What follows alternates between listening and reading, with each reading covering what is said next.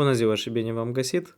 În cadrul acestui video noi vom încerca să rezolvăm problemele de la Techfield Junior Ambassadors, etapa liceală. Da? Problema ceasul a fost și la etapa gimnazială, nu ne vom opri la ea în cadrul acestui video, așa că am să vă rog să priviți video cu etapa gimnazială unde eu rezolv această problemă. Da, acolo a fost explicat pe pași cum se poate făcut și am scris totodată și codul.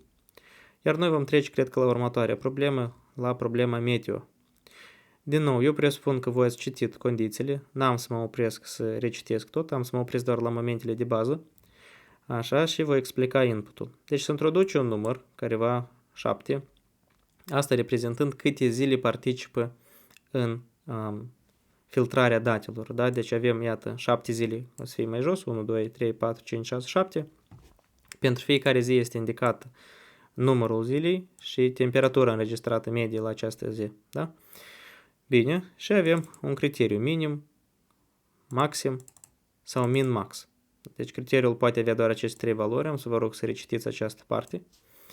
Așa, și deci am introdus 7 și dorim să aflăm valoarea minimă. Iar apoi introducem valorile pentru toate zilele. Așa, deci după cum observați, zilele nu numai decât să fie 1, pe urmă 2, pe urmă 3, pe urmă 4. Ele poate să meargă 1, 5, 6, 14, 20 și tot așa.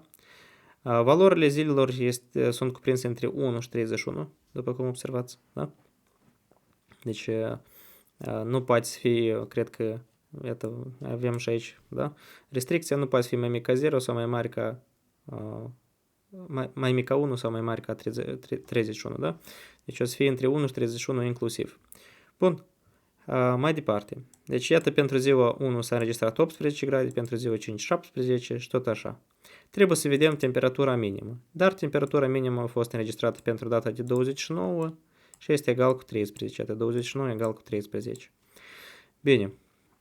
Ce se primește la noi? Că zilele care n-au fost introduse nu participă la filtrare. Iată, aici tot este specificat, da? La filtrare participă doar zilele pentru care valorile au fost introduse. Mai departe vedem un alt exemplu pentru maxim.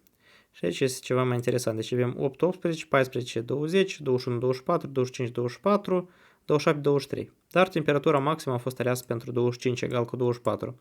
De ce? Pentru că ultima zi introdusă o să fie, da, spunem așa, mai importantă. În cazul dacă nu avem 21, 24 și 25, 24, ultima zi cu 24 de grade va câștiga. Da? Și avem 25 egal cu 24. Fix același lucru este pentru valoarea minimă.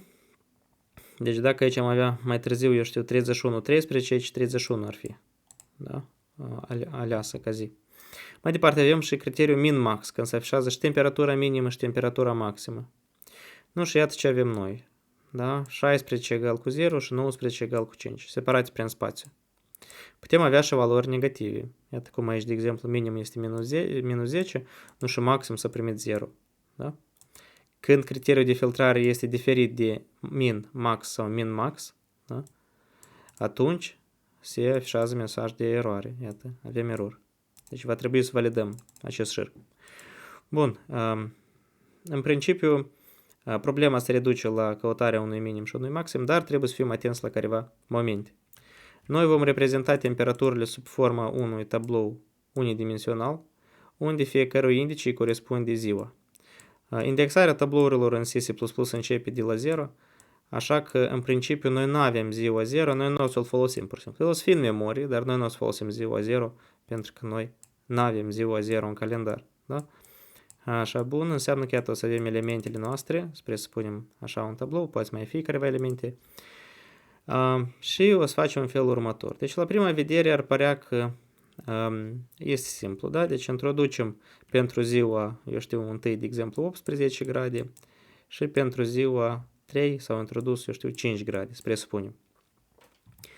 Ce se primește? Că valoarea minimă ar trebui să fie 5 și maximul 18, da?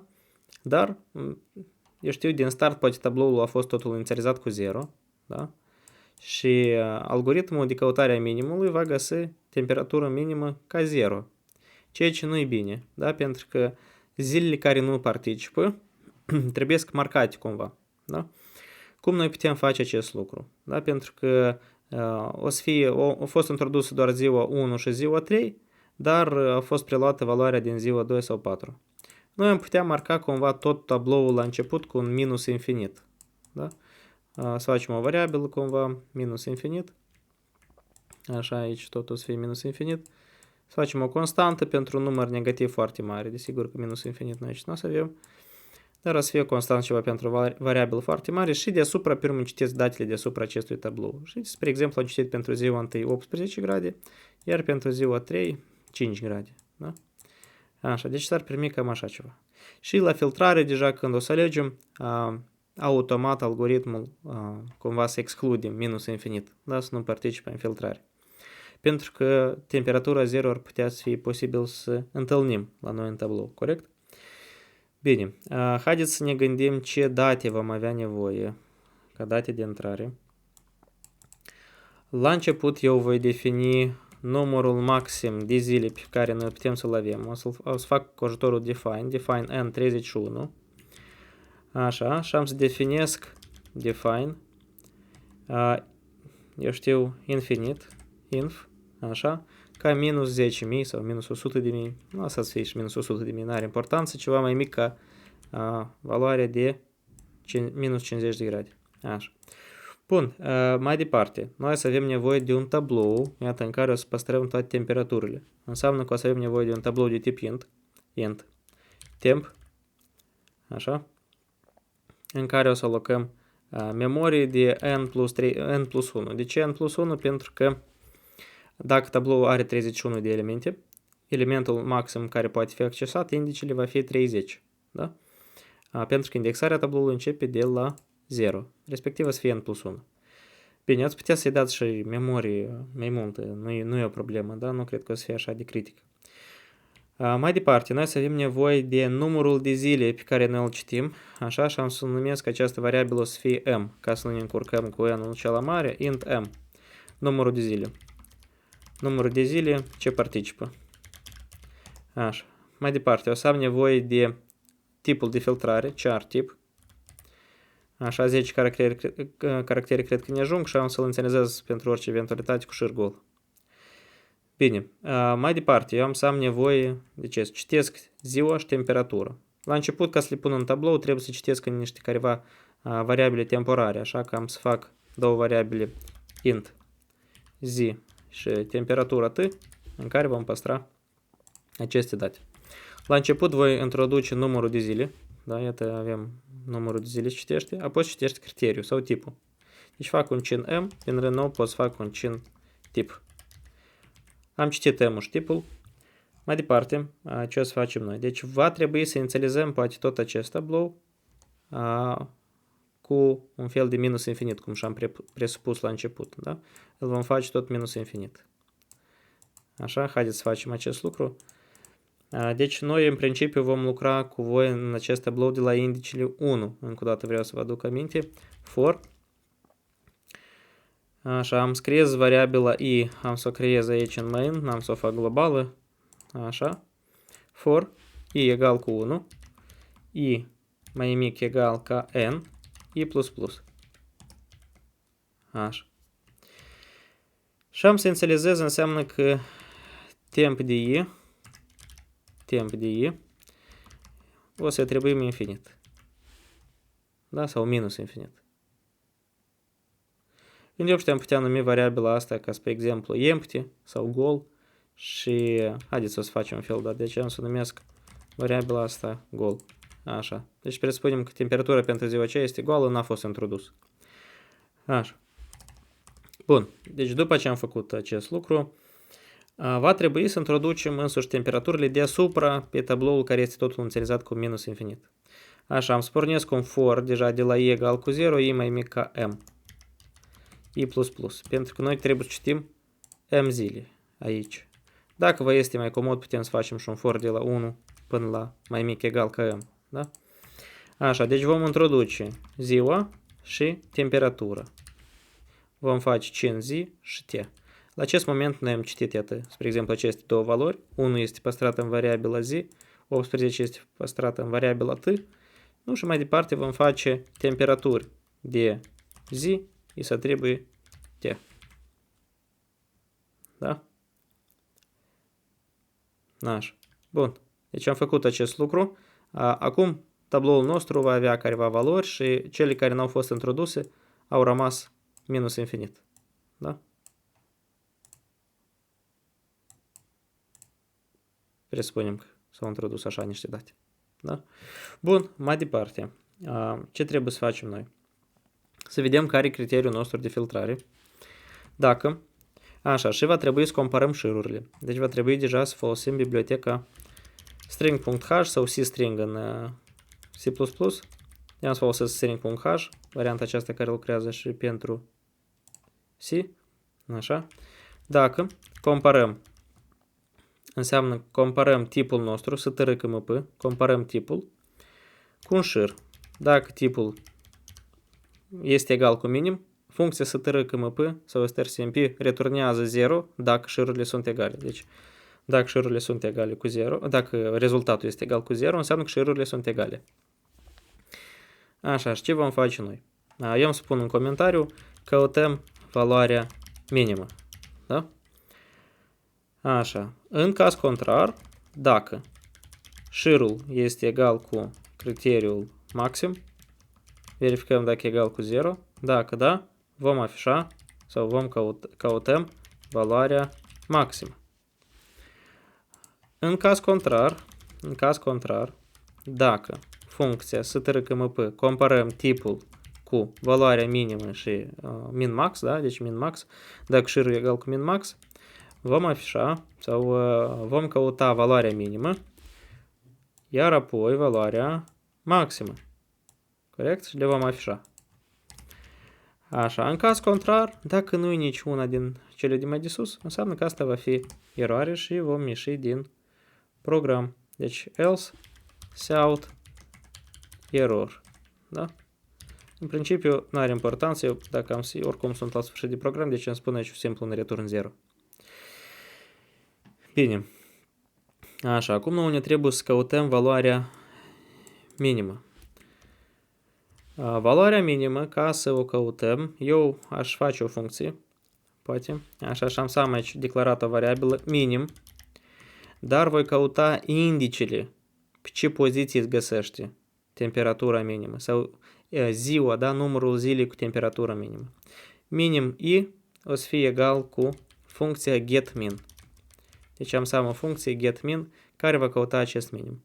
Funcția getMin o voi declara mai sus de main. Deci va fi o funcție care returnează un număr întreg, pentru că indicele zilei este un număr întreg. Int getMin. Așa. Nu, și o să pornim algoritmul de căutare a valorii minime într-un tablou. Deci eu am să am un int i, voi itera prin tot tabloul, corect?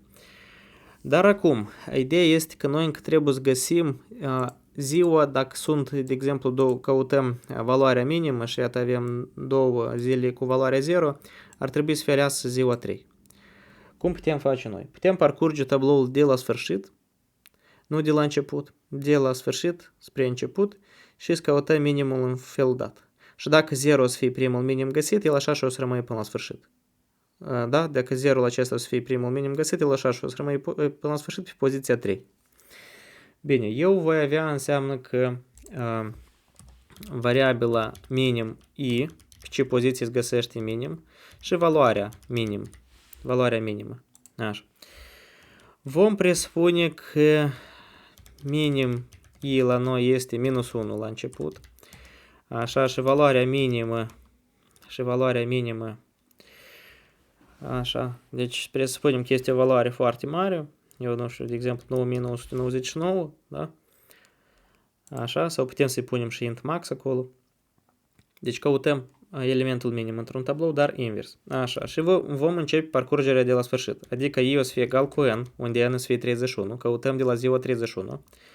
Atât timp cât i este mai mare egal ca 1, dacă este mai mic deja ne oprim pentru că ziua 0 nu participă.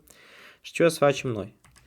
Dacă ziua aceasta a participat la introducere, dacă noi putem să vedem acest lucru, dacă este diferită de infinit sau diferită de gol, da?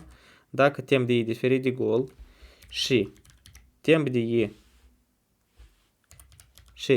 i la noi este mai mic ca temperatura minimă găsită până acum, dacă e mai mic ca minim, pe care noi l-am găsit până acum, atunci el va deveni minim nou.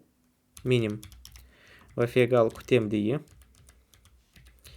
Și totodată nu uităm de variabila minim i. Să o actualizăm, să știm pe ce poziție a fost găsit elementul minim. După aceasta vom returna minim i, adică pe ce poziție se găsește elementul minim. Am putea să încercăm să testăm pentru cazurile minime până aici, dar parcă logica ar fi asta, da? Deci parcurgem de la sfârșit, căutăm minimul, deci dacă a participat ziua, dar dacă este diferit de gol și este mai mic ca minim găsit până acum, el o să fie minim nou. Bine, am returnat ce valoarea minimă, o vom afișa, dar formatul de afișare o să fie în felul următor. Deci afișăm poziția sau ziua în care s-a înregistrat temperatura minimă, pe urmă se afișează semnul egal și valoarea. Dar cum să extragem valoarea? Dacă avem indicele, vom face simplu temp de minim i. Și dacă a fost returnată ziua, eu știu, 4 sau cazul nostru 3, va fi afișată valoarea de pe temp de 3, adică 0. Da? Haideți să testăm deci pe HackerRank. Am să atașez linkul la concursul dat sau puteți foarte ușor să scrieți în bara de search sau sus în bara de URL hackerrank.com /tja23. Așa, și o să fiți redirecționați la contextul dat. Aici sunt și problemele de la gimnaziu. Date meteo, haideți să vedem cazul pentru minim. Așa, am să plasez codul aici și am să-i dau run cod. Vă uitați atent, limbajul să fie C++, dacă scrieți în C++. Așa, câteva teste au trecut și anume au trecut testele pentru minim și pentru cazul de excepție. Da? Bine, haideți să ne uităm la cazul pentru maxim. Deci pentru maxim vom face cam la fel. Int maxim i egal cu getMax. Așa, apelăm funcția getMax. Și o scriem funcția getMax. Deci mai sus vom avea funcția int getMax. Așa. Vom avea nevoie de o variabilă i. Codul se va asemăna foarte mult cu codul de mai de sus. Așa, vom avea nevoie de două variabile maxim i, pe ce poziție se găsește maximul și valoarea maximului. Iar aici maxim de i vom presupune că e minus 1 la început, că n-a fost găsit. Și maxim, deci invers, vom da o valoare mai mică, minus 9, minus 9, deci 9. Așa, deci acesta este algoritmul de căutare a valorii maxime și minime. Iarăși pornim căutarea de la sfârșitul tabloului, atât timp cât este mai mare egal ca 1, i minus minus. Așa, și acum facem felul următor. Dacă temp de i este diferit de gol, adică dacă temperatura a fost introdusă, totuși aici, și aici invers semnul, temp de i este mai mare ca valoarea maximă găsită până acum, atunci maximul devine temp de i, da? Și maxim i la noi devine egal cu i. Nu uităm, foarte important, după acest for să returnăm maxim i. Așa. Iată, codul foarte mult se aseamănă cu cel de mai de sus. Bun. Și aici facem int maxim i egal cu getMax și afișarea putem să o copiem de aici, să o plasăm iată așa și se primește la noi că, iată, afișează maxim i. Acum, caut cu min-max. Am făcut cu ajutorul funcțiilor și uitați-vă cât de simplu putem face noi acum. Copiem rândurile acestea de cod din minim, îl plasăm aici.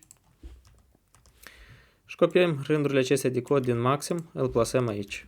Dar nu uităm că valoarea dintre minim și maxim trebuie separată printr-un spațiu. Deci am să fac încă un seout, un space între ele și cred că asta e tot. Deci, da, min-max găsim minim, rămâne un spațiu și găsim maxim. Dacă am făcut cu ajutorul funcțiilor, iată, foarte ușor putem reutiliza un cod deja pe care l-am scris. Haideți să vedem, eu pun codul nostru la verificare, pun run cod, așteptăm. Toate testele intermediare au trecut și apăs submit cod ca să vedem cum trec testele acestea. Testele ascunse au trecut, da? Deci totul este bine. Putem merge mai departe la următoarea problemă. Deci următoarea problemă, deja următoarele două probleme sunt mai complicate. Deci deja trebuie să de cunoscut algoritmi. Cum și aici, fiecare program, într-adevăr, un algoritm, dar partea de algoritm din programul de la Techfill. Așa, și dacă pe scurt, al treilea algoritm, a treia problemă necesită cunoașterea algoritmului de propagare a undei. Da? Haideți să ne uităm. Eu deja am pregătit aici așa un fișier Excel care ne va ajuta să lucrăm. Dar ne uităm repejor încă o dată la condiții. Deci harta. Am să vă rog să o citiți încă o dată atent și să ne uităm la noi. Deci iată avem o oarecare hartă. Așa. Și trebuie să găsim care insulă este cea mai mare. Dar insula, când deci numărăm suprafața insulei sau calculăm suprafața insulei, deci pământurile, așa să spunem, unite între ele pe direcțiile sus, dreapta, jos, stânga, ar reprezenta o insulă sau un pământ. Și trebuie să vedem suprafața. Iată aici s-a marcat prin 1 prima insulă și prin 2 a doua insulă. Vedeți că ele sunt unite prin direcțiile sus, dreapta, jos, stânga. Așa. Și după cum observați, insula 1 are suprafața, se primește că 3, dar insula aceasta are suprafața câte de elemente 2 sunt. 1, 2, 3, 4, 5. 5 elemente de 2. Da? Așa, deci una cu suprafața 3 și alta cu suprafața 5. Haideți să ne uităm la acest exemplu. Iată avem 5 rânduri, 4 colonițe și ca output trebuie să primim 5. Deci se presupune că cea mai mare insulă ar avea area 5. Haideți să ne uităm la noi pe hartă.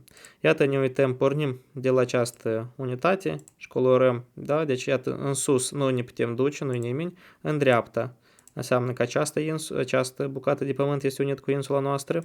În dreapta, dacă ne unim cu această bucată, primim asta. Da? Așa, dar asta la noi, inputul, mă uit că nu e acesta, dar în principiu nu are importanță. Da? Așa, noi o să ne uităm poate la acest exemplu, pe urmă o să modificăm. Așa, pe urmă ne uităm aici. Da? Iată această bucată, da? Tot este parte din această insulă și aceasta. Da? Așa, deci care ar fi? Area aici ar fi 1, 2, 3, 4, 5. Da? 5. După cum observați, nu ne unim cu insula aceasta pentru că pe diagonală nu ne putem deplasa, doar sus, dreapta, jos, stânga. Așa, deci această insulă are area 5. Haideți la această insulă să ne uităm, o să o colorez în albastru. 1, 2, 3, 4, 5. Da? Iată așa un rezultat avem noi. Da? Iar această insulă este singură. Și o să colorăm în altă culoare, de exemplu în verde. Așa, pentru că pe diagonală nu ne putem uni cu alte insule. Deci, respectiv, area maximă ar fi 5. Și aici e 5, și aici e 5, de aici e 1. Așa, o să încerc să modificăm aici un pic inputul ca să fie fix ca și în acest exemplu. Bine, revenim aici repejor, recolorăm și o să încercăm să ne uităm deja din punct de vedere de algoritm. Deci aici o să fie 0, 1, 0, 1, 1, 0, 1, 1, 1, 3 de 0, 3 de 1, 0, așa, corect. Deci acesta este, acum este harta corectă. Bine, noi putem să alegem un oarecare punct de pe această hartă care este diferit de 0, unde nu e apă, da? Iată aici este pământ, da? Deci alegem acest punct și marcăm acest punct cu 2. Încercăm să ne deplasăm. În sus nu pot, în dreapta nu pot, jos nu pot, în stânga nu pot. Înseamnă că stop. Deci cu această insulă noi ne-am clarificat. Noi până ce marcăm insule, cum să calculăm area, o să vedem puțin mai târziu. Da? Dar iată, ne uităm sus, dreapta, jos, stânga. Bine, ne uităm mai departe. Deci marcăm punctul de start, spre exemplu aici cu 2. Ne deplasăm în sus, nu putem. În dreapta, nu putem. În jos, putem. Și am să marchez partea de jos, eu știu, cu o valoare tot. Lăsați să fie, nu lăsați să fie tot, spre exemplu, sau haideți să marcăm acest punct deja de start 3, așa, și în partea de jos tot o vom marca cu 3. Deci ca să fie distincte insule, da? 3. În 3 ne-am deplasat, am marcat, așa. Din 3-ul acesta, așa, cu acest 3 am terminat. În sus nu mă pot duce, în dreapta nu, jos am fost, în stânga am fost. La următoarea celulă pe care am marcat-o. În sus am fost, pentru că sus e 3, dreapta nu ne putem duce, jos nu ne putem duce, în stânga. În stânga mă pot duce, deci această unitate am să o marchez în 3. Așa, cu această celulă am terminat, dar ne uităm care celule noi cu numărul 3 nu le-am vizitat încă. Această celulă. Deci sus, nu, dreapta. Am fost pentru că acolo e 3. Celulele care sunt diferite de, care sunt egale cu 1, doar pe cele celule vom păși într-un fel, doar pe cele le vom marca, da? În jos nu ne putem duce, în stânga nu ne putem duce. Deci cu această insulă practic am finisat, da? Bine, căutăm mai departe careva unități pe hartă. Deci algoritmul se termină practic când am scanat toată harta și am pornit propagarea de pe toată harta. Deci observați că algoritmul acesta parcă de propagarea undei, parcă alegem o celulă și ea infectează restul celulelor vecine. Deci acum vom alege o altă celulă care e 1, această celulă e 1 și propagăm unda, da, infectăm celulele vecine, dar infectăm doar celulele care sunt egale cu 1. Cele care sunt diferite de 1 nu le infectăm. Așa, sus nu mă pot deplasa, dreapta nu pot, jos pot. Celula de jos o marchez cu 4. Deci am infectat-o și pe ea. Și iar la rândul ei va infecta și alte celule. Așa, această celulă în stânga nu putem, această celulă în sus. Nu, că am fost dreapta, nu, că e apă, jos putem. Deci aici o să fie 4. 4. Celula aceasta în stânga nu putem, așa, ne oprim. Stop, mă scuzați. Deci celula aceasta sus nu putem, în dreapta. Putem, așa, în jos. Nu putem, în stânga, nu putem. Mergem la următoarea celulă. În sus. Nu, în dreapta, da, o marcăm. În jos, nu, în stânga, nu. Așa am ajuns această celulă. În sus, nu, dreapta, nu, jos, nu, stânga, nu. Gata, am finisat cu această insulă. Așa. Deci area este, în cazul nostru, 5. Așa, o să vedem cum putem calcula area puțin mai târziu. Căutăm alte unități, deci găsim o unitate. Așa o marcăm cu 5, că asta e 5-a insulă. În cazul nostru, da? Presupunem că e 5. N-am început numărarea de la 1 pentru că să ne încurcăm cu 1 care e liber, da? Așa, de 5. Sus nu, dreapta nu, jos nu, stânga nu. Stop.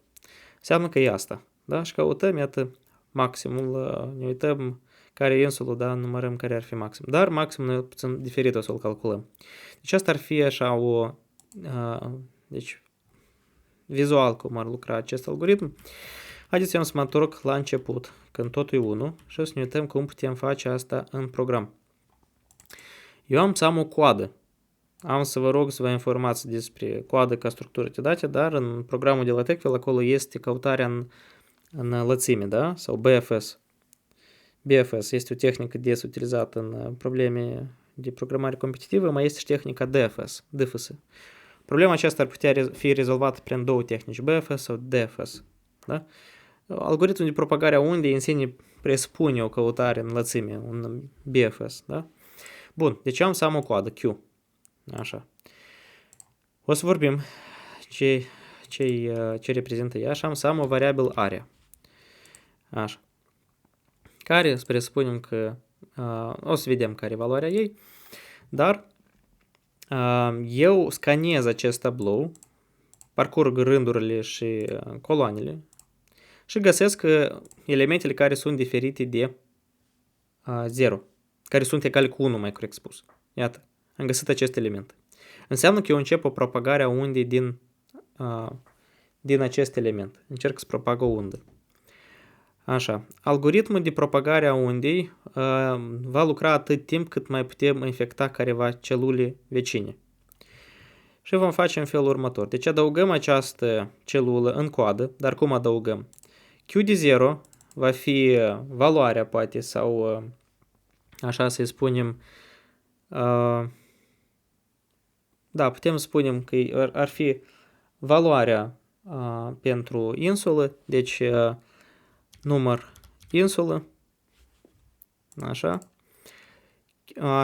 rândul 1, pe rândul 1 ce va fi plasat? Pe rândul 1 va fi plasat poate sursa sau indicele I, rândul, da? Iar pe rândul 2 va fi plasat J, indicele J. Așa, o să fie puțin mai clar. Dacă eu am să adaug această celulă, o adaug în coadă, așa, Deci numărul insulei o să fie, să presupunem că 2, dar asta mai mult n-ar fi ca numărul insulei, dar ar fi ca un fel de etichetă. Haideți să numim etichetă. Așa. Ce cu eticheta asta o să vedem. Deci noi etichetăm pur și simplu toate bucățile de pământ diferite de 1. Da? Deci o să fie ca o etichetă. Bine. 2. Mai departe, pe ce rând se găsește această celulă? Pe rândul 0. Așa. Colonița 1. Deci asta ar fi indicii acestei celule. Așa, o marcăm această celulă cu 2 și încercăm să propagăm unda în sus, în dreapta, în jos și în stânga. Coada noastră va avea două variabile, S și E. Coada va avea două variabile, startul și sfârșitul. Așa, startul acum indică la primul element din coadă și sfârșitul tot indică la primul element din coadă. Deci ne uităm în coadă până ce avem un singur element. Da? Pentru ce noi avem nevoie de coada asta? Ca să memorizăm următoarele insule pe care le vom infecta. Da? Nu, în cazul nostru, insula aceasta este singură. În sus nu-i nimeni, în dreapta nu-i nimeni, în jos nu-i nimeni, în stânga nu-i nimeni. Și noi nu vom putea adăuga pe nimeni în coadă. Dar la început, când am adăugat acest element în coadă, noi presupunem că dacă a fost cel puțin un element în coadă, area lui este 1. Da? 1 ar reprezenta câte elemente sunt în coada noastră. Știți, primește că nu niciun element, nu putem adăuga pe nimeni în coadă, adică nu avem pe cine infecta mai mult în jur. Așa că ieșim din acest subalgoritm și mergem mai departe. Area maximă pe care am găsit-o noi până acum o să fie 1. Eu am să-l marchez aici undeva. Așa. Poate aici n-a fost chiar tare clar, pentru că exemplul acesta ca primă nu e foarte reușit. Haideți să ne uităm la un exemplu mai interesant. Deci, din nou, am să iau, vedeți că aici deja e 2. Gata, ignor, înseamnă că această celulă merg la următoare. Găsesc această celulă. Ea este egală cu 1, așa, deci voi porni algoritmul de propagare a undei. Adaug înseamnă că acest element în coadă, pentru că trebuie să pornesc infectarea din el, și am să pun, deci eticheta la noi să fie 2, da? Îl etichetăm cu 2, că am fost aici, așa, și punem coordonatele lui. Coordonata I la noi să fie rândul 0, colonița 3. Rândul 0, colonița 3. Iată, l-am memorat. Așa, și încercăm să propagăm unda. Sus, nu putem, dreapta, nu putem, jos, putem. Jos putem, iată aici, da? Deci o să fie 1. Înseamnă că pe acest 1 tot îl infectăm, putem să-i punem valoarea 2 plus 1 adică 3, așa, și o să-l plasăm în coadă. O să-l plasăm în coada noastră. Deci am să-l adaug aici, el o să aibă eticheta 3, indicele I, el se găsește pe rândul 1 și colonița, deci J, colonița 3 la noi se primește, da? L-am adăugat în coadă. Vreau să vă atenționez că atunci când noi am pornit algoritmul, la noi area inițială era 1. Dar la momentul când noi am adăugat pe cineva în coadă, area deja va deveni 2. Pentru că noi al doilea element l-am adăugat în coadă. Așa, după ce am adăugat un element în coadă, mărimea cozii crește. Deci sfârșitul deja indică la următorul element, pentru că mai avem un element în coadă. Dar noi încă lucrăm cu startul. Da? Noi încă suntem la start. Ne uităm în partea stângă. Nu-i nimeni. Da? Deci noi am finisat acum cu startul. Am fost sus, dreapta, jos, stânga. Am explorat această celulă. Înseamnă că finisăm cu ea. Și acum startul incrementează, se duce la următorul element. Așa. Algoritmul se va opri atunci când S-ul este mai în dreapta de E. Atunci când S este încă pe poziție cu E, continuăm mai departe. Așa. Area la noi este încă 2 pentru că avem două elemente în coadă. Așa. Acum lucrăm cu acest element. Propagăm unda. Sus. Sus nu voi putea pentru că nu avem 1. Dreapta nu putem că ieșim din dimensiuni. Jos nu putem că e apă. În stânga. În stânga pot pentru că în stânga la noi este valoarea 1. Deci îl adăugăm pe acest 1 în coadă. Și o să avem următorul rezultat. Deci ponderea deja o să fie 4, sau eticheta o să fie 4, îl marcăm ca 4, așa. I-ul, rândul o să fie 1, colonița 2, așa. Și incrementăm sfârșitul, E. Și incrementăm area, pentru că am adăugat încă un element în coadă. Deci cu această celulă noi am finisat. Am explorat sus, dreapta, jos, stânga. Pornim explorarea din această celulă, da? Ne uităm sus, nu putem, dreapta nu putem, jos nu putem, stânga nu putem. Înseamnă că simplu, da, variabila S la noi era aici, da, noi am lucrat cu acest element acum. Înseamnă că acum am lucrat cu această celulă, S-ul incrementează și ieșim după dimensiunile cozii. Înseamnă că cu această insulă am finisat și area pe care noi am găsit-o este 3. Deci area maximă pe care noi am găsit-o până acum este 3. Continuăm căutările. Deci scanăm tot tabloul și ne oprim încă la o unitate. Da? Bine, deci iarăși pornim algoritmul de propagare a undei, curățăm coada, curățăm area pe care am găsit-o, maximum nu îl păstrăm încă 3 și pornesc căutarea de aici. Deci pe acest element îl marchez cu 2, îl adaug în coadă, așa, 2, pe poziția 1, 0. Bine, startul și sfârșitul îl avem, S și E. Ok, bine. Acum propagăm sus, nu pot, dreapta nu pot, jos pot. Da? Area la început la noi e 1, pentru că avem doar un singur element.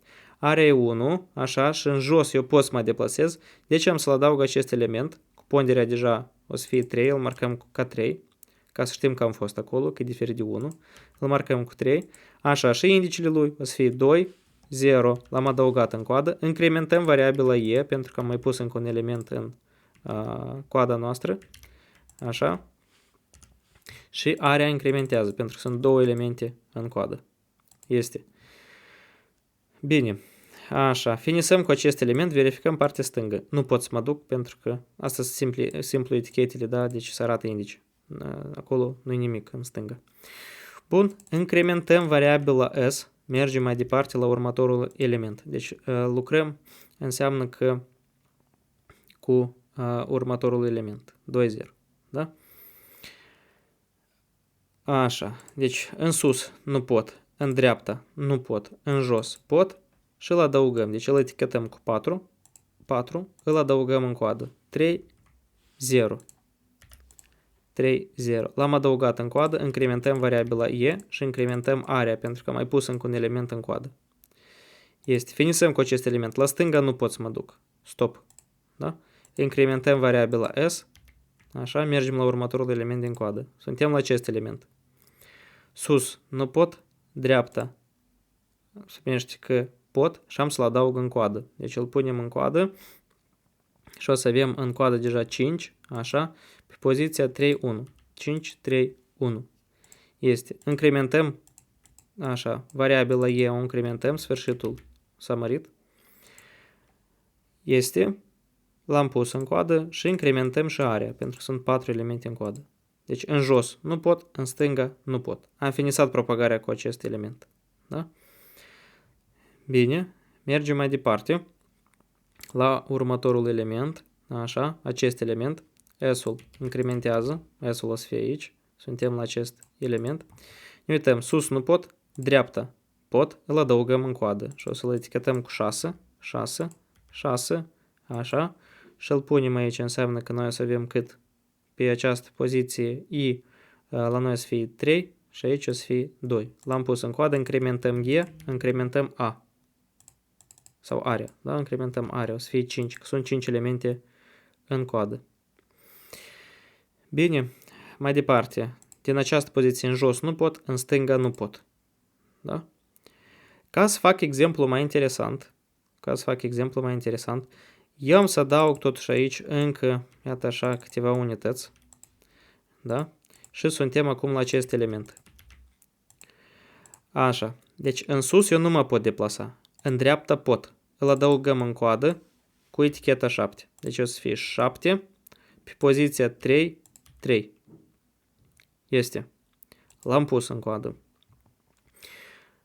Eu îl incrementează, area incrementează, pentru că sunt câte elemente în coadă? 1, 2, 3, 4, 5, 6. 6 elemente.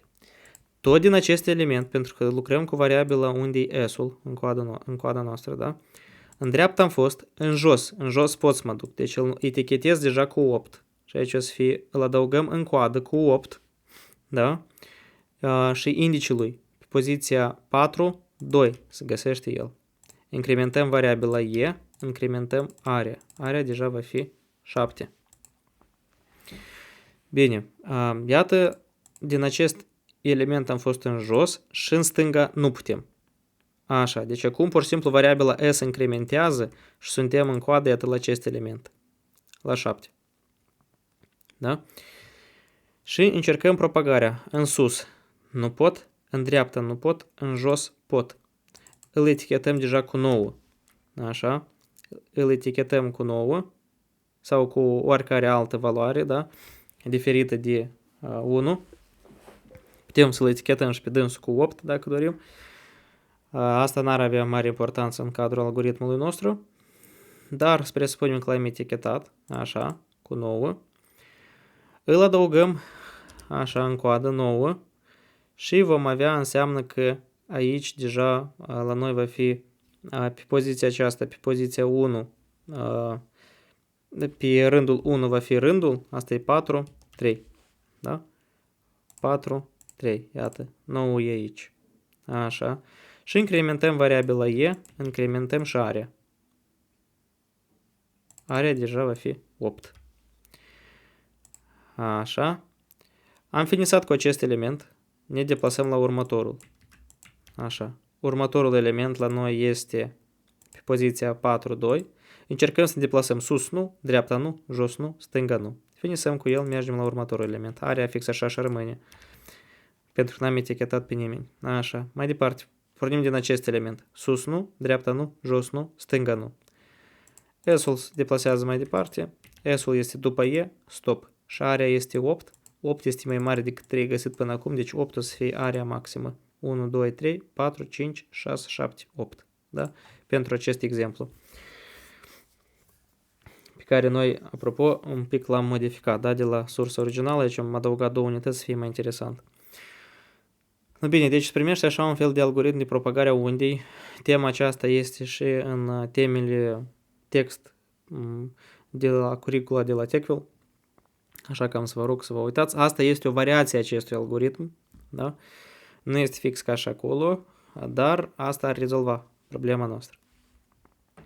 Haideți să încercăm să îl implementăm și poate atunci o să fie încă și mai clar. Da? Dar eu mai am aici încă un exemplu. Am să vă rog să încercați să-l rezolvați, da? Să vedeți, să vă verificați cunoștințele pe acest algoritm. Da?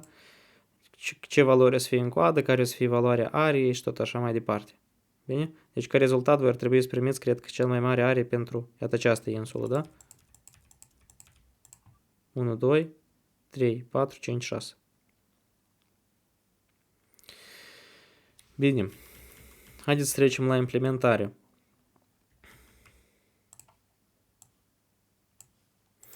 Așa, eu am să șterg exemplul trecut.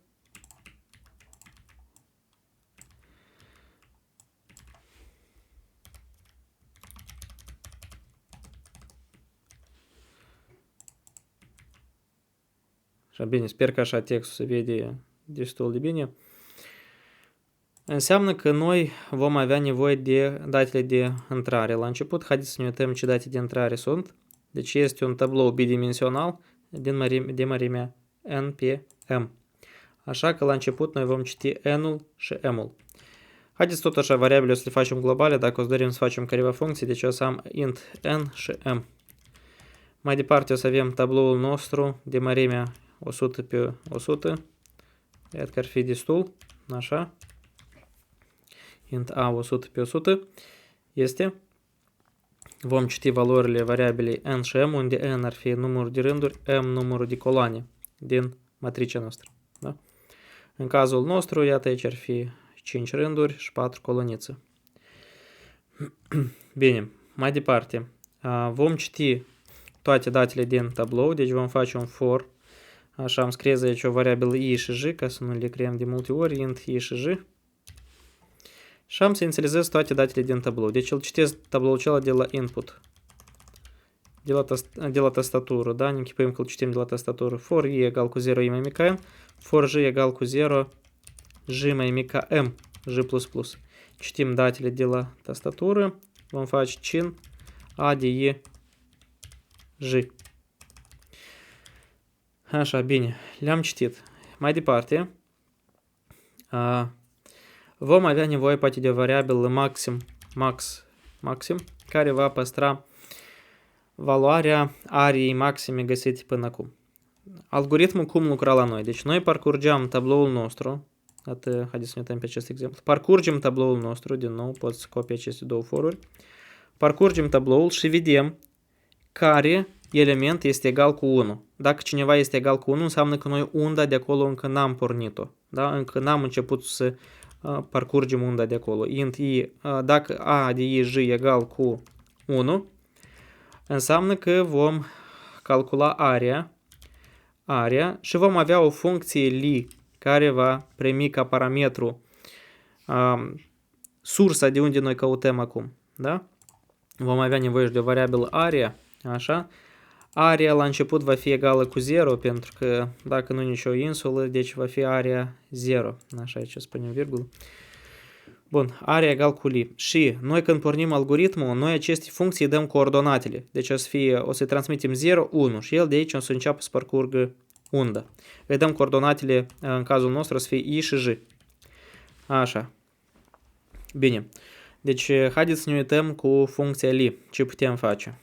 Așa, funcția li o să fie o funcție care returnează un număr întreg, int li, și primește ca parametru startul, poziția startului. Deci asta o să fie si și sj, poziția startului. Int si, int sj. Așa, celula de start. Să presupunem că algoritmul nostru, prima celulă pe care a ales-o ca start o să fie asta. Înseamnă că si va fi 0, sj va fi 1. Așa. O să avem nevoie de o variabilă, area locală de aici, și area de aici o să fie 1 deodată. De ce? Pentru că dacă noi am găsit cel puțin o unitate și am apelat această funcție, area deodată e 1. Da? Cel puțin e 1. Așa, int area o să fie egal cu 1. O să avem nevoie de coada noastră, int q. Așa, 3 elemente, nu lăsați să fie 10.000 de elemente, așa, să-i dăm rezervă. Și toată coada la început o să fie egală, nu, să-i dăm să inițializăm toată cu 0 pentru orice eventualitate. Așa, de ce se primește la noi? Că eu acum lucrez cu acest element, da? Îl marchez pe el egal cu 2. A de si, sj o să fie egal cu 2. Iată, îl marchez egal cu 2. L-am marcat. Cum am făcut noi și până acum? L-am marcat egal cu 2. Acum îl adăugăm în coadă. Adică q de 0 o să fie la noi ce? Rândul. Q de 0, pe Q de 0, 0, pentru că e cel mai primul element, o să păstrez 2, ponderea inițială o să fie 2, sau eticheta o să fie 2, așa. Pe Q de 1, 0, deci rândul 1, colonița 0, o să fie plasat SI, da? Startul, cât e startul la noi, rândul startului 0, așa, și pe Q de 1i, Q de 2i, o să fie păstrat SJ, deci aici o să păstrăm 1, iată așa, da? Bun, am făcut aceste inițializări, totul este. Așa. Mai departe, noi să avem nevoie de variabila S și E, care indica startul și sfârșitul cozei noastre. Da. Cozii noastre, da? Bun, înseamnă că vom avea nevoie de variabila S și E, care o să fie ambele 0 la început. S să trebuie 0, putem să facem asta așa repejor. Algoritmul lucrează atât timp cât S este mai mic egal ca E. Atât când S a depășit E, ne oprim. Atât timp, while S mai mic egal ca E, parcurgem, înseamnă că coada noastră și extragem elementele. Vom avea nevoie de o variabilă V care va fi poate valoarea etichetei, așa. O să avem nevoie de variabila I-ul curent și J-ul curent. Deci o să fie ce I și ce J. De pe ce poziție noi propagăm unda. Așa, în variabila V, noi vom păstra Q0 de S, adică eticheta aceasta la care indică S-ul, așa, și în variabila CI, noi vom păstra Q1 de S, unde e startul cozii noastre, da? Deci, cozii noastre. Așa, bun, ne uităm, înseamnă că iată avem aici, se primește că 0, da? Startul pentru CI o să fie 0, CJ o să fie Q2 de S. Iată așa. Bun. CJ o să fie Q2 de S. Așa. Bun. Mai departe, ce facem noi? Încercăm să propagăm unda. O propagăm în partea de sus, dreapta, jos și stânga. Dar când o propagăm, avem grijă să nu depășim hotarele tabloului. Deci vom face în felul următor. Dacă încercăm să propagăm în sus. Dacă putem să ne ducem în sus, dar cum noi să verificăm dacă putem să ne ducem în sus? Dacă din indicele curent, dacă CI minus 1 este mai mare egal ca 0, așa, dacă acolo este, da, putem verifica următoarea celulă sus, dacă este o celulă. Înainte ca să o verificăm, trebuie să vedem dacă ea există, ca nu cumva să ne meresc într-o zonă invalidă de memorie. Așa, dacă este sus o celulă și verificăm dacă celula de sus, adică CI de minus 1, de CJ, da, dacă ne deplasăm cu rândul în sus, se formește că indicele rândului descrește, colonița rămâne aceeași, este egală cu 1, dacă este așa, înseamnă că vom propaga unda din această celulă. Și vom face în felul următor. Celula pe care de sus, dacă o să fie o celulă sus, o vom marca, adică A de CI minus 1, de CJ, așa, o vom marca egal cu V plus 1, cu eticheta noastră plus 1. Da? Bine. După aceasta incrementăm sfârșitul cozii, o să fie E++, da? Coada ar incrementa dacă ar fi un element mai sus și îl plasăm în coadă. Adică Q0 de E, deci la sfârșitul de coadă îl adăugăm, Q0 de E ar fi egal cu V plus 1, Q1 de E ar fi egal cu rândul, deci în care o să fie celula de sus, adică CI minus 1, și colonița. Colonița rămâne aceeași, deci o să fie CJ, simplu, da? Pentru că rămâne. Așa, și incrementăm variabila area, pentru că noi am etichetat un element și l-am adăugat în coadă. Da? Acum, haideți să facem verificarea la celula de jos. La celula de jos. Eu am scopit acest if și celula de jos invers, deci CI plus 1 și aici CI plus 1, pentru că dacă ne ducem cu un rând mai jos, da, o să fie CI plus 1. Și în cazul nostru, verificăm, iată, la noi CI cât e acum? Este 0 și ne uităm jos. Așa, pe 1 este cineva? Da, este. Îl vom eticheta cu V plus 1, adică îl vom eticheta cu 3, iată cazul nostru, așa îl etichetăm cu 3. Facem un E++, așa, coada se mută mai la dreapta. După aceasta Q0 de E, adică pe această poziție, vom pune V plus 1, adică 3, așa, 2 plus 1. Pe Q1 de E păstrăm CI plus 1, adică vom păstra 0 plus 1, 1, și CJ rămâne același aici. Deci o să vă copia simplu 1. Da? Și iată noi avem acest element adăugat în coadă. Iar apoi vom incrementa valoarea variabilei area, pentru că am mai venit încă un element în coadă. Acum cum vom face pentru partea din dreapta și partea din stângă?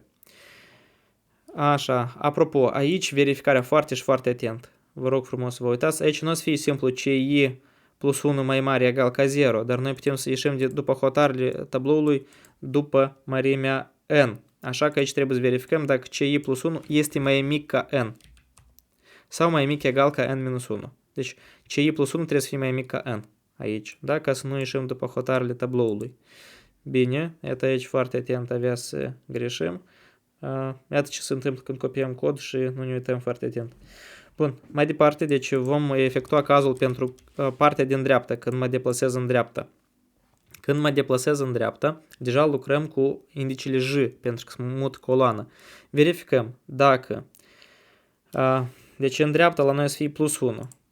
Dacă CJ plus 1, ca să nu ieșim după hotar, o să fie CJ plus 1 mai mic ca M. Așa, și totodată, dacă A de CI CJ, dar dacă în partea dreaptă este, pe cine să-l verificăm, și el este egal cu 1, atunci îl vom marca, așa, și vom face în felul următor. A de CI, așa, aici A de CI CJ plus 1. Aici foarte atent. CJ plus 1, da? Vă uitați foarte atent, așa. A de CI CJ plus 1 egal cu V plus 1. Așa, incrementăm coada, la fel.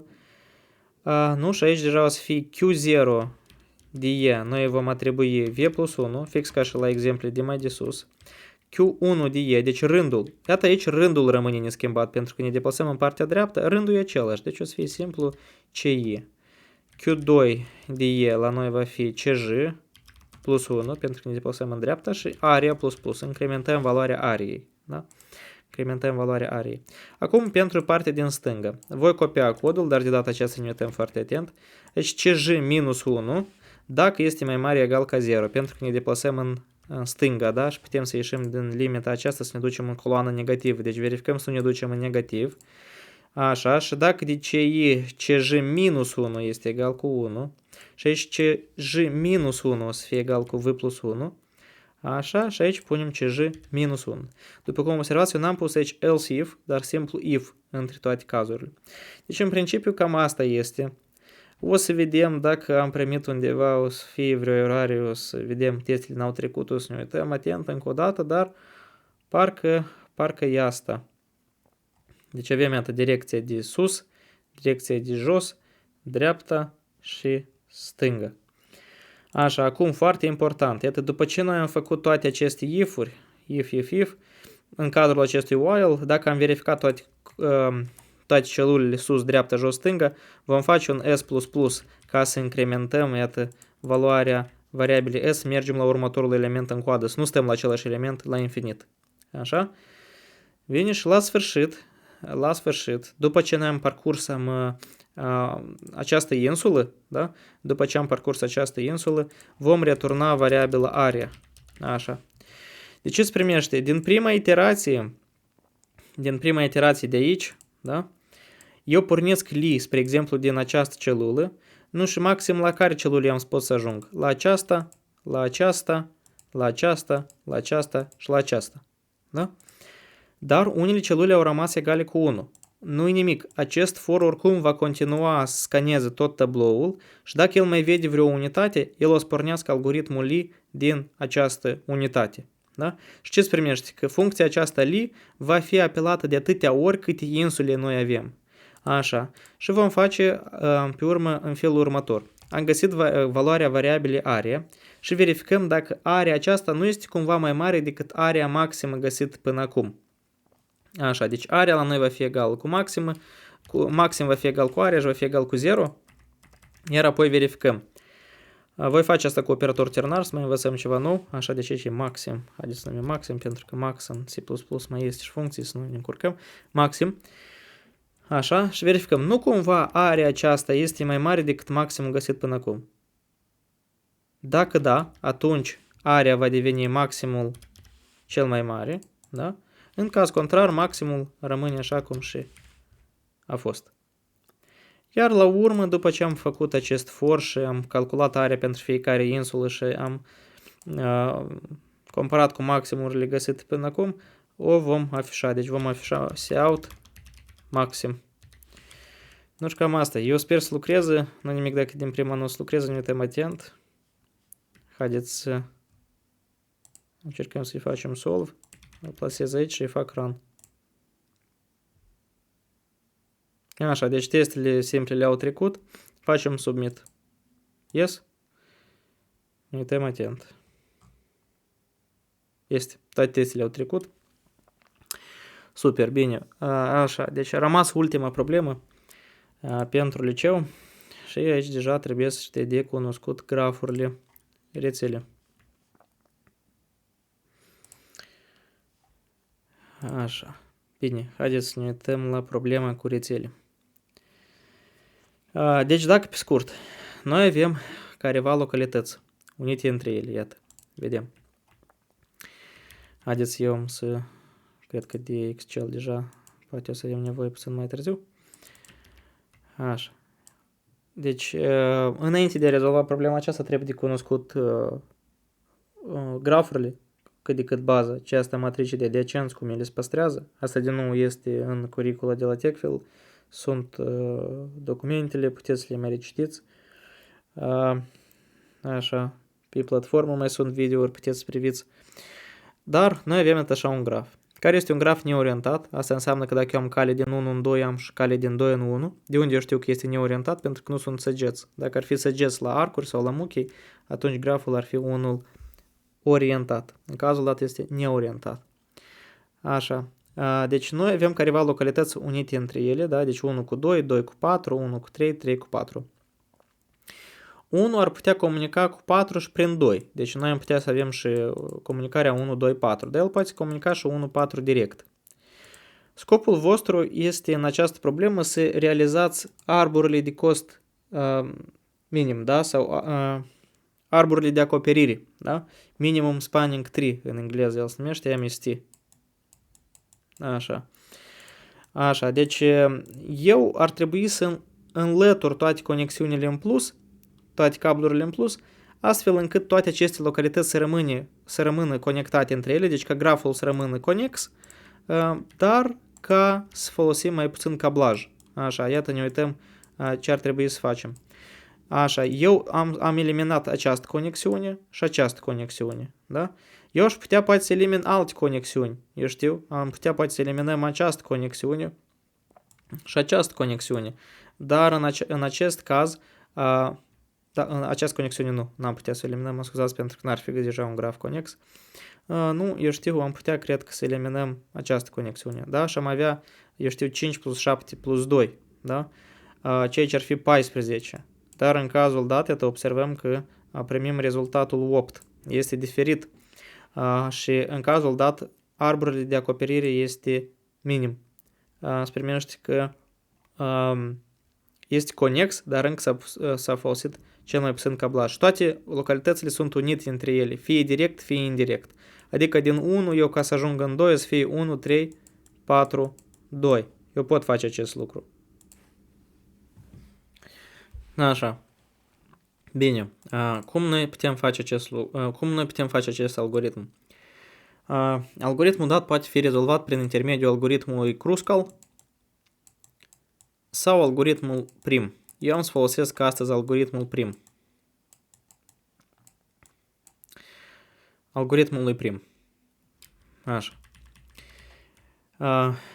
Haideți să ne uităm, iată, la acest graf și să încercăm să rezolvăm cumva exemplul dat.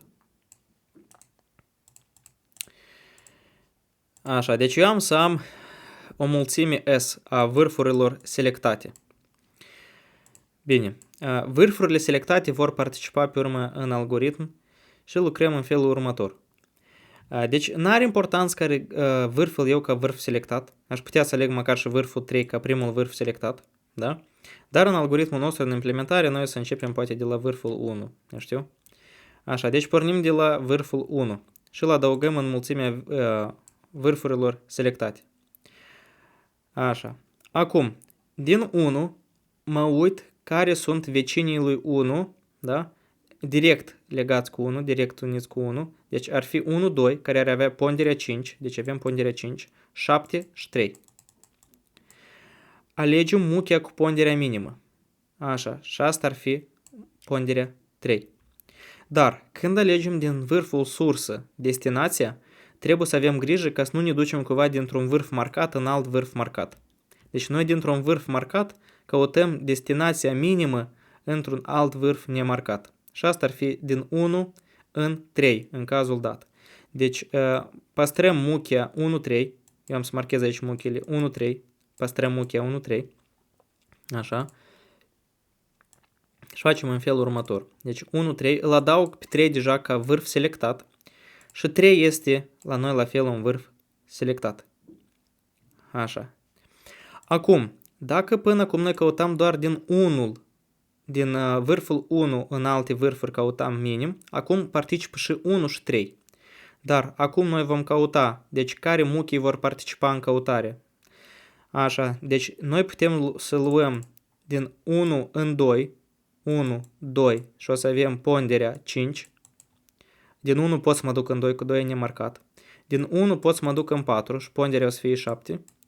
Din 1 în 3 eu nu pot să mă duc, pentru că 3 este marcat. Da? El este în mulțimea asta S. Din 1 în 3 nu pot să mă duc. Înseamnă că din 1 în 3 nu îl vom socoti. Dar, în schimb, pot din 3. 3-ul tot participă. Din 3 în 1. Din 3 în 1 nu pot să mă duc, că 1 e marcat. Din 3 în 4. Din 3 în 4 pot să mă duc și o să fie 2. Deci acum, la căutarea minimului, participă atât vecinii lui 1 cât și vecinii lui 3. Și care o să fie vecinul lui 3 cu muchea minimă? Deci o să fie această muchie cu valoarea 2. Înseamnă că în mulțimea aceasta S o adaug pe 4 și vom adăuga muchea 3, 4. Da? Muchea 3, 4 la noi o să participe. Bine. Așa, șterg aici. Acum, în mulțime avem 1, 3 și 4. Îl marcăm pe 4. Acum căutăm minim și din nou, din 1 pot să mă duc în 2 cu 5. Din 1 în 4 nu pot, din 1 în 3 nu pot. Din 3 în 1 nu pot, din 3 în 4 nu pot. Din 4 în 1 nu pot, că 1 e marcat, din 4 pot să mă duc în 2. Deci o să fie 4, 2 cu pondere 3. Așa. Și asta e tot. Din această listă de muchi căutăm minim și o să fie acest minim, o să fie 3. Așa. Și am ajuns în vârful 2. Deci pe vârful 2 îl vom adăuga aici în S și am să adaug muchia 4, 2. 4, 2. Așa. Ca muchi selectat. Algoritmul se oprește atunci când toate vârfurile sunt marcate. Am marcat toate vârfurile, stop. Și ne uităm în S, deci când S-ul este 4, când sunt 4 vârfuri marcate, stop. Așa, care muchii în final participă, deci o să fie muchia 1, 3, muchia 3, 4 și 4, 2. Ne uităm atent. Iată rezultatul, da? Bun, deci așa ar lucra algoritmul prim pentru cazul dat, dar problema devine mai interesantă atunci când se adaugă careva insuliță, așa spunem, da? Iată, cum în cazul acesta sunt două grupuri de localități. Cum putem face aici? Așa. În cazul dat, noi la fel vom folosi algoritmul lui prim.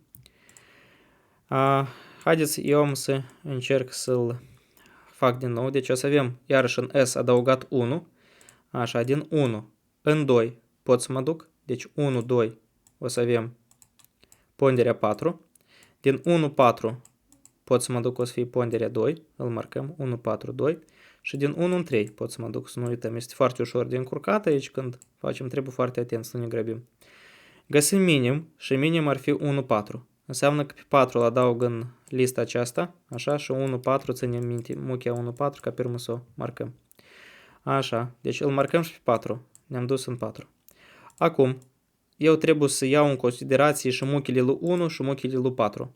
Deci 1, 2, e 4, din 1 în 2 pot să mă duc, că 2 nu e marcat, 1, 3, e 3, 1, 4, nu pot să mă duc, 4 e marcat, 4, 4, 1 nu pot să mă duc, e marcat, 4, 2 pot să mă duc, e 1, așa, 4, 3 pot să mă duc și o să fie 6. Da? Găsim minim de aici, minimul este 4, 2, așa, deci am să mă duc în, am să adaug în S și pe 2, așa, și asta la noi să fie muchia 4, cratimă 2. Este. Bine, deci îl marcăm și pe 2 ca vârf vizitat. Îl marcăm și pe 2 ca vârf vizitat. Este. Acum participă mai multe noduri. Deci 1, 2, nu. 1, 3. 1, 3, pot să mă duc și o să fie valoarea 3. 1, 4, nu pot să mă duc. 4, 1, nu. 4, 2, nu. 4, 3. 4, 3 pot să mă duc și va fi 6. Așa.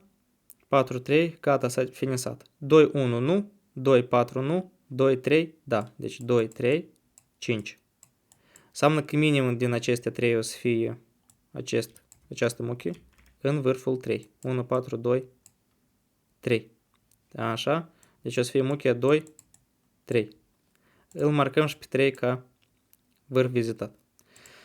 Bine, și ce se primește? Că noi nu mai putem vizita un alt careva nod de pe această insulă.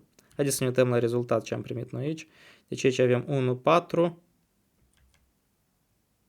1, 4, 4, 2 și 2, 3. Deci eu am făcut o greșeală la o anumită etapă. Haideți să ne uităm repejor înapoi. Deci eu am făcut undeva o greșeală, mă scuzați. Ne uităm. Așa, 1, 4. Așa, deci iată m-am grăbit aici și am făcut-o din neatenție. Deci minimul la această etapă ar trebui să fie 3, dar nu 5. Corect? Și ar trebui să marcăm, să primește că la această etapă să-l marcăm pe vârful 3. Iată aici. Da?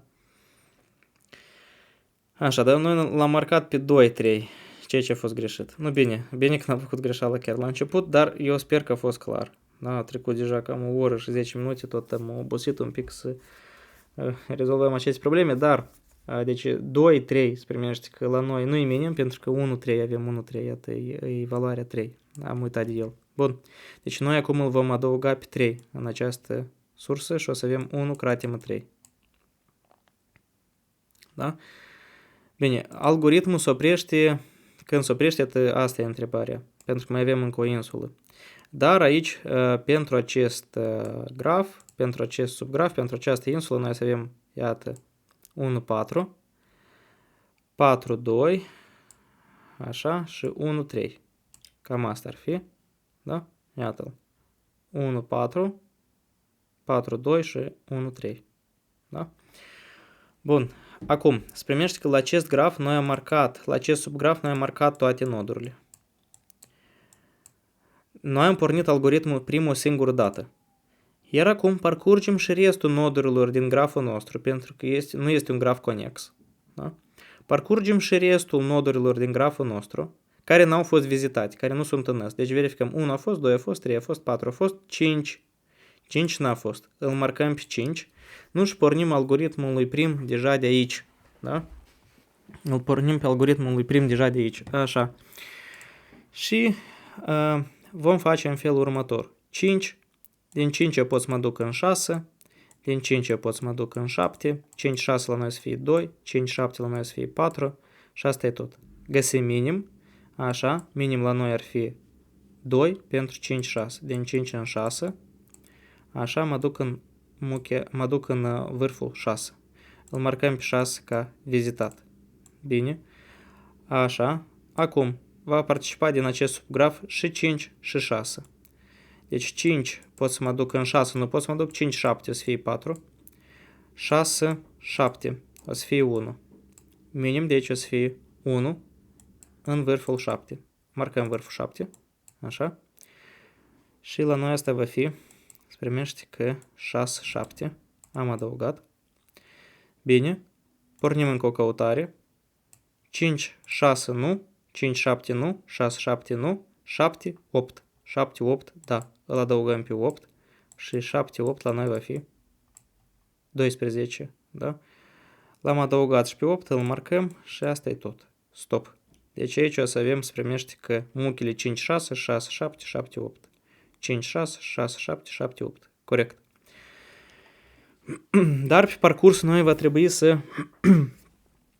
aflăm, se primește că încă area la aceste grafuri, da? Sau subgrafuri. O să vedem în implementare cum asta o să facem, dar asta ar fi așa un fel de lămurire a algoritmului pe care îl vom folosi. Haideți să ne uităm atent la datele de intrare. Înseamnă că, iată, datele de intrare o să fie 8 și 10.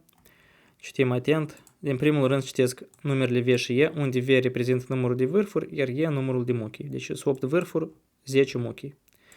Așa, și fiecare muchie este reprezentat prin sursă destinație. Din 1 în 4, 2. Din 1 în 3, 3. Din 2 în 4, 1. Și asta reprezenta și inversul. Dacă din 2 în 4 e 1 și din 4 în 2 în 1. Da? Bine. Haideți să trecem la scrierea codului. Așa. Eu am să șterg asta tot din main. Este. Înseamnă că vom face în felul următor. Am să am nevoie de o variabilă globală care va păstra însuși graful nostru. Int. Da? O să fie un graf de tipul int. Așa, și haideți să o să avem prin define adăugate, deci numărul poate maxim de vârfuri. Așa. Int max, haideți să facem un define max v, câte vârfuri maxim pot fi, lăsați să fie 101. 101 este. Mai departe vom avea nevoie poate de tabloul nostru, graf, care o să fie reprezentat sub formă de matrice de adiacență, int max, graf max v pe max v, așa. Este. Mai departe, introducem datele noastre. Așa. Vom citi numărul de vârfuri și numărul de muchii. Eu am scriez o variabilă v mare și o variabilă E mare, care va reprezenta numărul de muchii și de vârfuri. Așa, deci am să fac int v și e, este int v și e. Mai departe vom parcurge, vom face un for, vom avea nevoie de variabila i și j, int i și j, for i egal cu 0, i mai mic ca e, atâtea muchii câte sunt, i++. Și vom citi sursa, destinația și valoarea sau greutatea. Deci am să am int sursa, destinația și greutatea, am să marchez prin W de la weight. Da? Deci citim cin sursa, destinația și greutatea. Weight. De E ori citim. Da? Așa. Și în G, în graful nostru, din sursă în destinație vom marca greutatea W și din destinație în sursă vom marca greutatea. Deci încă o dată vă rog să revizuiți tema de păstrarea grafurilor în memorie pentru a înțelege ce noi facem aici. Așa. O să avem nevoie de mulțimea noastră S de vârfuri selectate. Deci am să am un int selected, dată să fie mulțimea de vârfuri selectate. Selected care o să fie de mărimea max V. Așa. Și am să inițializez tot acest tablou selected cu false la început. În principiu putem să-l facem și de tip boolean, da? Dacă doriți, haideți să-l facem de tip... nu, stop, asta nu să marcați, să fie însuși vârfurile, o să păstrăm acolo, corect. Așa, deci selected, o să avem matricea noastră. Bine. Sau, în principiu vom face în felul următor. Noi poate nu vom avea nevoie de însuși mulțime, dar vom păstra în memorie care vârfuri au fost bifate. Iată așa, da? Adică totuși putem să-l facem boolean. Bool. O să-l facem boolean care, care vârfuri au fost marcate. Și la început să presupunem că ele toate sunt false, da? N-a fost verificat niciun vârf. Așa că vom marca toate vârfurile din acest graf egal cu false. Da? For i egal cu 1, i mai mic ca max v, așa, i++. Vom marca selected de i egal cu false.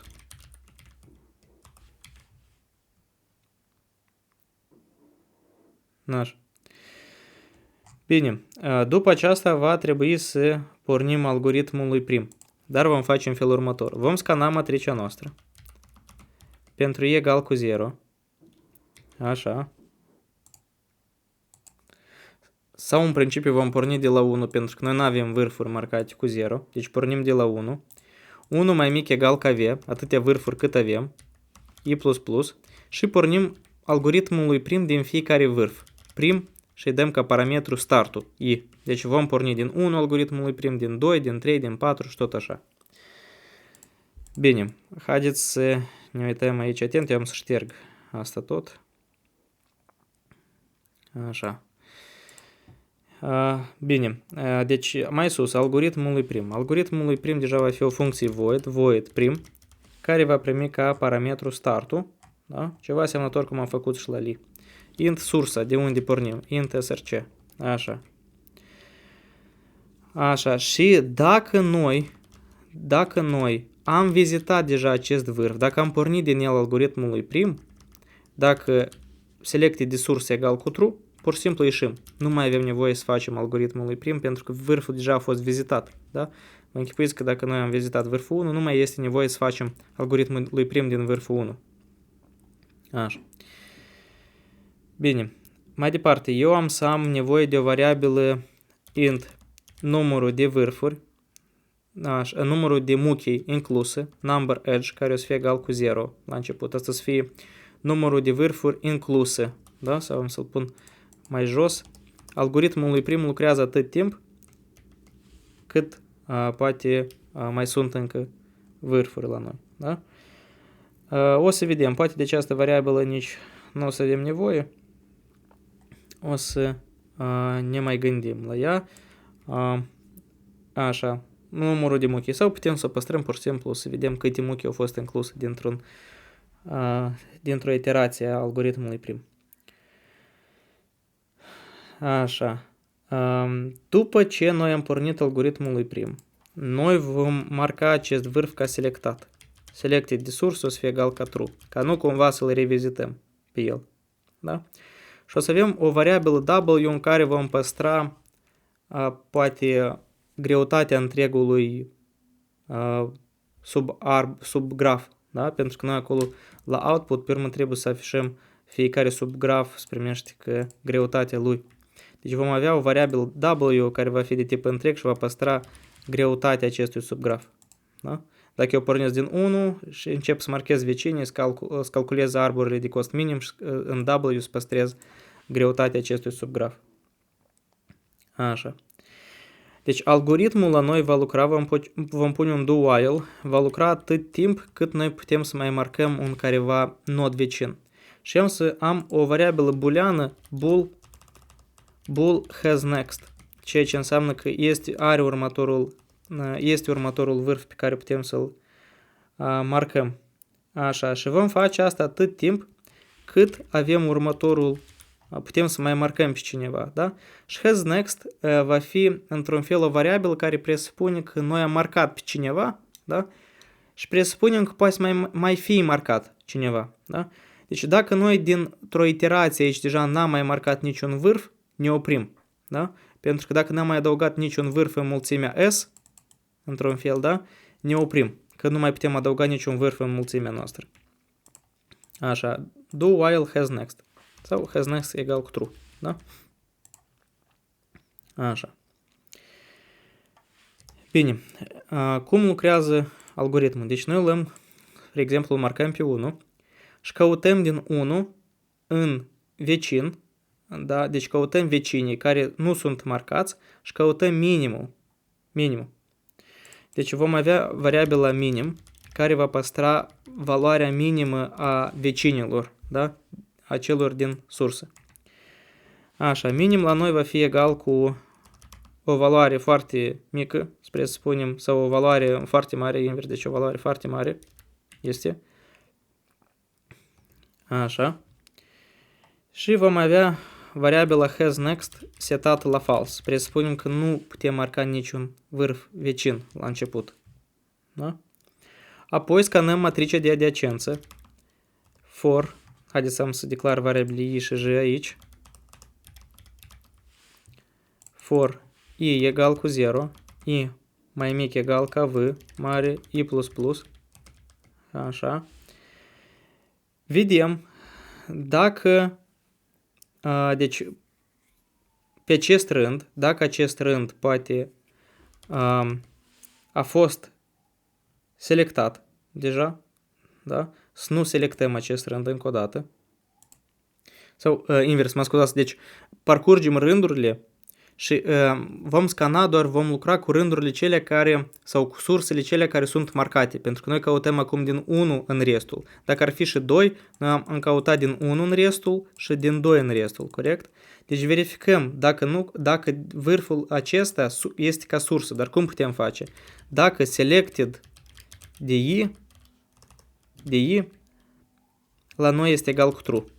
Dacă pot face parcurgeri din acest rând, dacă el este marcat ca vârf din sursă sau dacă el este în S, pentru că la noi participă doar în căutare vârfurile din S, vă aduceți aminte, da? Așa, și dacă selected de i este egal cu true, dacă el este marcat, înseamnă că vom face căutarea minimului din el. Deci vom avea o variabilă aici, un for de la j egal cu 1, vom scana colonițele sau toate conexiunile cu vârful dat. For j egal cu 1, j mai mic egal ca v, j++, așa, și verificăm.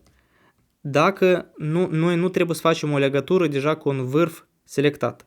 Dacă selected de j este egal cu false, dacă noi nu avem legătură cu acest vârf, așa, mai corect spus, dacă acest vârf n-a fost marcat, și nu este în S deja, dacă nu este în S, și dacă avem un muchi spre acest vârf, sau dacă g de ij, la noi este diferit de 0. dacă avem o muchie spre acest vârf, înseamnă că noi vom verifica dacă este mai mic ca minim. Deci căutăm muchia cu ponderea minimă. Într-un fel vom avea posibilitățile 1, 2 și asta va fi 4. Va fi pe urmă 1, 3 și asta va fi 3. Va fi 1, 4 și asta va fi 2. Deci dacă vârful 2 nu este marcat și vârful 3 nu este marcat și vârful 4 nu este marcat și avem legătură cu el, vom căuta simplu minim. Așa. Și în cazul dacă graf de IJ este mai mic ca minim, așa, minimul nou va fi egal cu graf de IJ, vom lua ponderea acestei muchii, așa și trebuie să păstrăm, se primește că poate sursa și destinația pe care am ales-o pentru orice eventualitate, poate mai târziu o să avem nevoie, deci asta să fie sursa X în X, un X și un Y, deci o să fie muchia pe care am ales-o, putem să afișăm poate muchiile pe care le-am ales, deci X o să fie egal cu Y și Y o să fie egal cu J. Asta ar însemna că I ar fi X ar fi sursa, J ar fi destinația. Da? Așa, și foarte important, has next o să fie egal cu true. Asta presupune că noi am marcat o muchie, am marcat un vârf, da? Și noi presupunem că mai departe poate să mai urmeze cineva. Da? Și asta înseamnă că am marcat pe cineva. Dacă noi am finisat deci după acest for, după ce am finisat noi acest for, verificăm dacă am marcat pe cineva. Da? Dacă am marcat pe cineva sau dacă has next egal cu true sau simplu has next ar putea de făcut. Dacă am marcat pe cineva, la W adăugăm W plus egal cu graf de x, y. Deci o să avem nevoie de ponderea aceasta. Da? Și am păstrat x, y. O să avem nevoie de pondere, adăugăm la W ca să găsim greutatea acestui arbore. Așa, și marcăm selected de y egal cu true. Spre exemplu, în cazul nostru 1,4, noi am alege 1,4 și dacă am alege 1,4, noi l-am marcat pe 4 ca vizitat. Da? Și în W noi am păstrat 2. Da? În cazul nostru 2. Greutatea până ce la arborele pe care l-am format este 2. Așa, și avem variabila number edge, în principiu de ea noi n-a să avem nevoie, eu cred. Deci cam asta e while has next egal cu true. Și când această variabilă va deveni falsă, când noi n-a să mai putem marca pe nimeni în acest subgraf, ieșim din primul va continua mai departe, va încerca să parcurgă din 2, din 3, din 4, din 5, din 6, din 7, din 8 și astfel va forma acest subarbor. Este foarte asemănător cu ceea ce am făcut noi la algoritmul lui Lee până acum. Da? Așa. Bine. Cam asta e aici. Deci până ce noi am căutat acest W, dar noi încă trebuie să păstrăm toate greutățile acestea. Vă duceți aminte într-un tablou. Trebuie să-l păstrăm într-un tablou. Cum putem face noi? Putem face un tablou cu sumele pe care le-am acumulat sau cu valorile subgrafurilor, da? Am să fac un tablou global int cu sumele, da? Sum de max v, așa. Nu, în principiu, nu știu dacă max v, nu știu dacă noi să avem 100 de subgrafuri, în principiu s-ar putea să fie așa un caz, dar lăsăm pentru orice eventualitate așa. Int k la noi să fie egal cu 0, k ar însemna câte elemente sunt în sum sau câte elemente conexe noi avem. Da? Bine, înseamnă că lăsăm în felul dat, k o să fie egal cu 0. Acum, după ce noi am pornit algoritmul lui prim, înseamnă că noi la sfârșit am format un subarbore. Și vom face în felul următor. Lui sum de k îi atribuim valoarea W, adică greutatea arborelui pe care noi l-am făcut acum. Și vom face un k++ ca să eliberăm loc pentru următorul element în arbore. În tabloul de sortări, mă scuzați, da? În tabloul de sortări. Bine, după ce am făcut acest lucru, după ce noi am apelat prim de mai multe ori, noi o să avem în acest tablou deja toți arbore, da, cu fiecare greutatea lui. Trebuie să le sortăm pentru că trebuie să afișate în ordine crescătoare. Dacă eu nu mă greșesc, haideți să ne uităm ordine crescătoare, da. Putem face în felul dat. Putem scrie și un bubble sort al nostru sau să apelăm funcția sort și să-i transmitem ca parametru sum, virgulă sum plus n. Adică sum plus k, da? Iar apoi să afișăm toate sumele. For i egal cu 0, i mai mic ca k, i plus plus, seout, sum de i. Așa. Cam asta e tot. Eu sper să funcționeze. Haideți să vedem. Dacă o să avem careva erori, o să știm neapărat despre asta. Am să vă rog să repriviți, să vă uitați aici încă o dată. Deja și video cam s-a primit destul de lung. Așa, încă o clipă, rețele. Deci, eroare, sortul nu este declarat pentru că sortul necesită biblioteca algoritm. Haideți să încercăm acum. Run code. Este. Avem niște variabile acolo care nu le-am folosit. Nu nimic strașnic. Facem un submit. Așa. Bine că a funcționat. Știți, în momentul acesta de suspans când se verifică testele. Bine, în principiu asta a fost. Pentru rețele sunt și alte modalități. Am văzut majoritatea au rezolvat prin Kruskal. S-ar putea și prin prim, în fel dat. Da? Cum vă este mai comod? Deci am să vă rog să analizați aici încă o dată aceste momente. Și eu poate m-am încurcat un pic cu algoritmul, acolo am pierdut un pas, dar sper să nu va fi încurcat asta foarte mult. Deja lecția s-a întins până la oră 30. Am rezolvat, se primește că aceste 3 probleme le-am explicat. Eu vă doresc succese.